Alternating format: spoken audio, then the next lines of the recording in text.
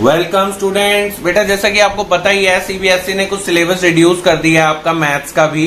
तो 2020 एंड 21 के लिए ही ये रिड्यूस किया गया है। ठीक है, मैं आपको बताऊंगा अब एनसीईआरटी में से कौन कौन से क्वेश्चन आपको नहीं करने हैं। ठीक है बेटा, आइए स्टार्ट करें। बेटा सबसे पहला जो चैप्टर है वो नंबर सिस्टम है। नंबर सिस्टम में ना एक 1.4 में सक्सेसिव मैग्निफिकेशन होता है। सक्सेसिव मैग्निफिकेशन क्या था, जैसे कुछ एक नंबर दे दिया, जैसे ये नंबर है, इसको आपने ना नंबर लाइन पे शो करना पड़ता था। पहले आप 4.7 को शो करते थे एक नंबर लाइन लेके, फिर 4.76 को शो करते थे। इस तरह से आप सक्सेसिवली मैग्नीफाई करते थे एक नंबर को। वो पूरा डिलीट हो गया, काफी इजी टॉपिक होता था। ठीक है, उसके बाद अब नेक्स्ट चलते हैं। एक बेटा 1.1 में ना एक्सरसाइज 1.1 के जस्ट बाद में आप अगर बुक खोलेंगे तो उसमें एक रिमार्क दे रखा है। ठीक है, रिमार्क में क्या बता रखा है कि एक जो नंबर लाइन होती है उस पे हम कोई भी जो नंबर होता है, ठीक है, वो कोई ना कोई रूट के अंदर रियल नंबर सिग्निफाई करता है। ठीक है, तो ये करोलरी एक तरह से सिर्फ एक जनरल अंडरस्टैंडिंग दे रखी है आपकी बुक के अंदर। इस पर बेस्ड कोई खास क्वेश्चन बनते भी नहीं है और आपकी बुक में है भी नहीं। तो ये तो बस एक रिमार्क था जिसको जस्टिफाई करते हैं, वो समझाते हैं आपको बुक के अंदर। बेटा इसी रिमार्क पर बेस्ड एक नंबर लाइन से रिलेटेड एक कॉन्सेप्ट समझा के उस पर एक क्वेश्चन बना रखा है। क्वेश्चन नंबर 1 का सिर्फ सेकंड पार्ट, सिर्फ सेकंड, और वो यूजुअली इतना इंपॉर्टेंट भी नहीं होता, लेकिन वो इस पर बेस्ड है। तो वो भी डिलीट हो चुका है आपका एक्सरसाइज 1.2 का फर्स्ट का सेकंड पार्ट। उसके बाद आ जाते हैं बेटा 1.5 के जस्ट बाद में अगर आप डिस्कशन देखेंगे अपनी एनसीईआरटी में, उसके अंदर nth रूट के बारे में समझा रखा है। nth रूट बेटा जैसे आपने स्क्वायर रूट 2 पढ़ा है ना, ये ऐसे ही आपने क्यूब रूट भी पढ़ा होगा। यहाँ पे 3 हो जाता है बेटा, यहाँ पे 4 भी हो सकता है, यहाँ पे 5 भी हो सकता है। ठीक है, बेसिकली होता क्या है, जैसे ये है, मान लो यहाँ पे 5 लिखा है, it is 2 raise to the power 1/5। ठीक है, यानी एग्जाम में अगर आपको ऐसा क्वेश्चन आए तो अंडरस्टूड होता है कि हमें ऐसा कर देना है। इस चीज की डिस्कशन की गई है। क्यों? क्योंकि आपकी बुक में ना लॉज ऑफ एक्सपोनेंट दे रखे हैं। ये बेटा एक्सपोनेंट वाली स्टडी होती है सारी, ये जो होता है ना एक्सपोनेंट होता है। तो अब आपको जब एग्जाम में क्वेश्चन दिया होगा ना, कभी भी ऐसी फॉर्म में नहीं दिया होगा, और सीधा ही आपको 2 के ऊपर 1/4 लिख के दे देंगे। यानी आपको जब ये करवाएंगे ही नहीं वो कि nth रूट को हम इस तरीके से लिख सकते हैं, तो फिर वो आपको क्वेश्चन भी नहीं देंगे उस पर बेस। ठीक है, तो कुछ ज्यादा डिलीट नहीं हुआ इसके अंदर, इसका मतलब सारे क्वेश्चन एक्सपोनेंट के एज इट इज पहले की तरह हैं। उसके बाद बेटा एक रिमाइंडर थ्योरम होता क्या था, जैसे हमारे को एक पॉलिनोमियल दे दिया और उसको बोलते थे कि जब मैं इसको x-1 एक दूसरे पॉलिनोमियल से डिवाइड करूं तो रिमाइंडर क्या आएगा। रिमाइंडर आता है ना डिवाइड करने पे। तो बच्चे क्या करते थे, रिमाइंडर थ्योरम का यूज करते थे, क्योंकि बहुत ही इजी थ्योरम होती थी और उससे रिमाइंडर निकाल देते थे। रिमाइंडर निकालने के काम आती थी ये थ्योरम। ठीक है बेटा, लेकिन अब आपको ये रिमाइंडर थ्योरम नहीं करनी है, सिलेबस में नहीं है। अब आपको इनको डिवाइड करना जरूर आना चाहिए, इसको अंदर रख के अच्छी तरह से ये कॉन्सेप्ट अब आपको अपना स्ट्रॉन्ग करना पड़ेगा। ठीक है बेटा, रिमाइंडर थ्योरम पर और भी कई क्वेश्चन बन जाते थे, लेकिन ईजी होते थे काफी। अब आगे आइए, एक ये आइडेंटिटी है बेटा, ये मोस्ट इंपॉर्टेंट कैटेगरी की आइडेंटिटी हुआ करती थी। इस पर एक क्वेश्चन श्योर शॉर्ट एग्जाम में आता था, नॉट फ्रॉम एनसीईआरटी, ज्यादातर बाहर से ही आता था, लेकिन आता जरूर था। अब एक्सरसाइज 2.5 में आपका क्वेश्चन नंबर 11 से लेकर 14 तक इसी एक्सरसाइज पर बेस्ड है। तो ये सारे क्वेश्चन भी आपके खत्म हो गए, क्योंकि उसमें आइडेंटिटी तो वेरीफाई करनी है, कुछ प्रूव करना है, कुछ ऑल्ट्रेशन है, तो वो आप देख सकते हैं। उसके बाद लीनियर इक्वेशन इन 2 वेरिएबल के अंदर बेटा जो रेशियो रिलेटेड जो भी प्रॉब्लम्स होंगी वो नहीं करनी। रेशियो रिलेटेड ना वर्ड प्रॉब्लम बनाई जा सकती थी, जैसे उन्होंने बोला कि भाई अगर हम न्यूमरेटर के अंदर ऐड कर दें 7, डिनोमिनेटर में माइनस कर दें 2, the new ratio become 7 is 7/8।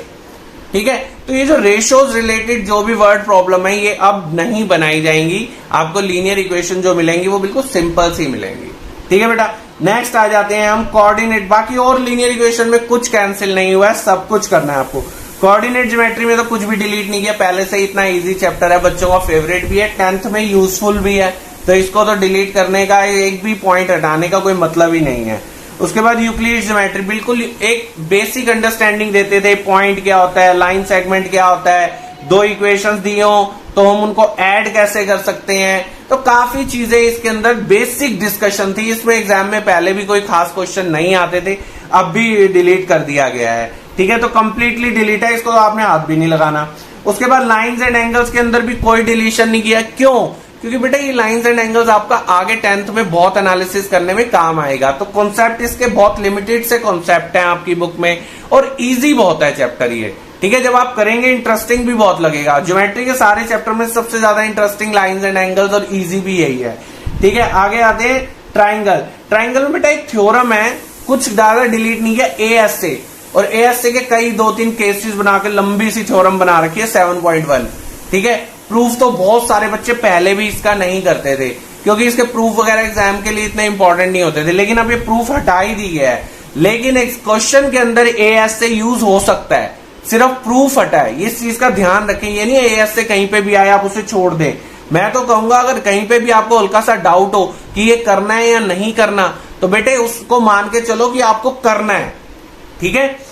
अब आगे चलो, कंप्लीटली डिलीटेड 7.4 एक एक्सरसाइज है, कंप्लीटली डिलीटेड है। ये किस पर बेस्ड है, ध्यान से सुन लो बेटा। क्या होता था, जैसे मान लो ये 2 एंगल्स हैं एक ट्राइंगल में, अगर ये एंगल A है, ये B है, अगर ये वाला एंगल बड़ा है, मान लो ये वाला एंगल बड़ा है, ये वाला किससे, इस वाले से, तो इसके सामने वाली जो साइड होती थी ना, मान लो ये ABC नाम है, ये जो सामने वाली साइड है AC, ठीक है, ये भी बड़ी हो जाती थी इसके सामने वाली साइड से, यानी AB से, ठीक है। ये इनइक्वालिटी कहते हैं इसको, क्योंकि इक्वल के साइन की जगह पे अब ये वाले साइन आने शुरू हो जाते हैं। ऐसे वाले सारे क्वेश्चन डिलीट हो चुके हैं ट्राइंगल्स में से, ठीक है। तो ट्राइंगल की 7.4 पूरी की पूरी इसी पर बेस्ड है, ठीक है। तो ये सारी एक्सरसाइज आपकी डिलीट है। क्वाड्रिलेटरल में कुछ डिलीट नहीं किया, बहुत इंपॉर्टेंट टॉपिक है, ढंग से पढ़ना है इसको अच्छी तरह से। पैरेललोग्राम का एरिया इन ट्राइंगल एक पूरा चैप्टर था, पूरा का पूरा चैप्टर डिलीट हो गया है, क्योंकि इसका कोई आगे रेलेवेंस आ नहीं रहा। लेकिन कहीं पे फिर भी इसकी 1-2 प्रॉपर्टीज आपको सिखा दी जाएंगी, जब 10th में भी इसकी यूज होती है, तो भी आपको कहीं पे भी यूज होगा तो आपको बताया जाएगा इसके बारे में, ठीक है। आगे चलते हैं, थ्योरम 10.10, सर्कल थ्रू 3 पॉइंट्स। इसमें कुछ खास डिस्कशन नहीं की गई है, बस ये बता रहे हैं भाई अगर 3 डिफरेंट पॉइंट्स हैं उससे कितने सर्कल पास कर सकते हैं मैक्सिमम, तो इस तरह की कुछ डिस्कशन है। अब इस पर बेस ना डाउट में आता है कि 10.3 में एक क्वेश्चन नंबर 2 है और एक एग्जाम्पल 1 है, दोनों ही इस पर बेस्ड है, लेकिन नॉट एग्जैक्टली बट काफी हद तक। तो मेरे हिसाब से डाउट में है तो आपको करने चाहिए, जो भी चीज आपको लगे कि भाई थोड़ी बहुत रिलेटेड है, करूं या ना करूं, तो करनी है, ठीक है बेटा। आओ नेक्स्ट चैप्टर देखें। बेटा चैप्टर 11 कंस्ट्रक्शन में एक आपकी 11.6 कंस्ट्रक्शन है, एक्सरसाइज नहीं, एग्जाम्पल्स के अंदर ही 11.6 नाम से कंस्ट्रक्शन है। बहुत लंबी बड़ी सी कंस्ट्रक्शन होती है, बहुत ही डेंजरस उसकी वो बनती है पिक्चर भी। 11.2 के अंदर क्वेश्चन नंबर 4 की फॉर्म में भी वो दी हुई है, और मोस्ट इंपोर्टेंट कैटेगरी की ये कंस्ट्रक्शन होती थी, ये कई बार एग्जाम में आया करती थी, लेकिन अब ये डिलीट हो गई है, बड़ी वाली कंस्ट्रक्शन डिलीट, प्रॉब्लम खत्म हो गई। चलो 12.2 के अंदर देखते हैं। बेटा ये देखिए हेरोन्स फॉर्मूला क्या होता है। हेरोन्स फॉर्मूला ना, जैसे ट्राइंगल की तीनों साइड गिवन हो 3, 4, 5, तो इसका एरिया निकाल के देता है। अब आपके 12.2 में क्वेश्चन नंबर 1 और 2 ऐसे हैं जिसमें क्वाड्रिलेटरल दे रखा है, 4 साइड की फिगर, उसमें हम क्या करते हैं, एक डायगोनल ड्रॉ करके 2 ट्राइंगल्स बना लेते थे। इस पे भी हेरोन लगा देते थे, क्योंकि हेरोन तो ट्राइंगल का है, तो ट्राइंगल 2 बना के तो हम उसको फिर प्लस कर देते थे, ये रूल करते थे। लेकिन अब उन्होंने बोला है क्वाड्रिलेटरल के अंदर अगर हेरोन डायरेक्टली अप्लाई हो रहा है तो अब आपको क्वेश्चन नहीं करने। तो 12.2 में क्वेश्चन नंबर 1, 2 डिलीट हो चुके हैं। अब बेटा क्वाड्रिलेटरल तो रोम्बस भी होता है, रोम्बस को का भी एरिया निकालने का जो आपका एनसीईआरटी में क्वेश्चन नंबर 5 है, इसके 2 वेज हैं, एक हेरोन से और एक दूसरा भी तरीका है, तो आपको ये क्वेश्चन कर लेना चाहिए। ट्रेपीजियम में हेरोन, क्वेश्चन नंबर 9, ट्रेपीजियम भी एक क्वाड्रिलेटरल है, ऐसे 4 साइड की फिगर बनती है, लेकिन उसमें ये हेरोन फॉर्मूला डायरेक्टली अप्लाई नहीं हुआ, बट हाँ यूज हुआ है बीच में, बट नॉट लाइक दिस। ये तो पूरा डिपेंडेंट था ना हेरोन फॉर्मूला पे, तो मैं भी इसको भी डाउट में डालूंगा और आपको ये करना चाहिए। ऐसे ही काइट है, काइट वाले क्वेश्चन में हेरोन फॉर्मूला यूज ही नहीं करने की जरूरत, सिर्फ एक पॉइंट पे वो भी ट्राइंगल में यूज करना पड़ा काइट के क्वेश्चन में, तो मैं ये भी डाउट में डालूंगा, इसको भी आपको कर लेना चाहिए। ये सोच के मत करना भाई ये तो क्वाड्रिलेटरल होता है, ठीक है। उसके बाद सरफेस एरिया एंड वॉल्यूम के अंदर कोई डिलीशन नहीं है, क्योंकि ये पूरा का पूरा चैप्टर 10th में भी है। कॉन्सेप्ट वीक रह जाएंगे तो आगे कैसे कर पाओगे, आपको पूरा चैप्टर अच्छी तरह से करना है। स्टैटिस्टिक्स में बेटा डिलीशन के अंदर दे रखा है कि हिस्टोग्राम विद वेरी, आपको बताऊं जैसे ये जो 0 to 5, 5 to 10 ऐसा आपने डाटा देखा है, ठीक है, या 7, 3, 2, तो इसका ना एक हिस्टोग्राम हम इस तरीके से बना देते थे, ठीक है। और जब ये बेस, ये जो लेंथ होती है ना, ये कई बार कभी 5 हो गई, कभी 10 से 5 to 15 हो गई, ठीक है बेटा, और 15 से 30 हो गई। ये अलग अलग है ना बेस, इसकी विड्थ देखो 5 है, इसकी विड्थ देखो 10 है, इसकी विड्थ देखो 15, ये चौड़ा, जो इसको हम कहते हैं वेरिंग बेस।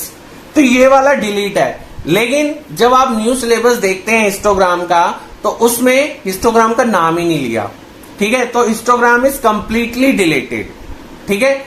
और अगर कोई अपडेट आता है तो बेटा फिर भी आप कनेक्ट रहिए, ठीक है। फ्रीक्वेंसी पॉलीगन हिस्टोग्राम से रिलेटेड ये कॉन्सेप्ट था, हम इस तरह से ज्वाइन करके भी बना देते थे, बिना हिस्टोग्राम के भी बनाते थे। Frequency polygon completely deleted.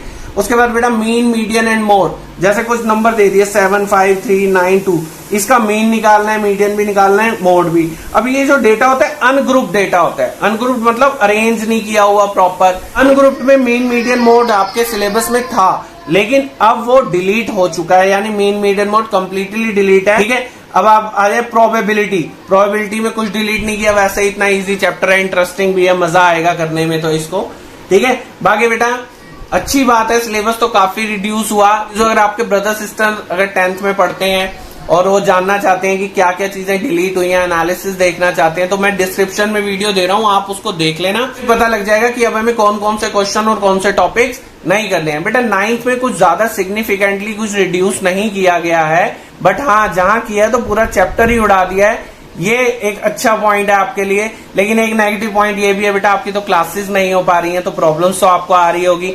तो बेटा अगर आप चाहें तो मैं आपकी थोड़ी बहुत हेल्प कर सकता हूं। आपके जो वीडियोस प्रोवाइड करता हूं, आपके टॉपिक्स पे आपके सारे इंपॉर्टेंट क्वेश्चंस भी मैं बताता रहता हूं।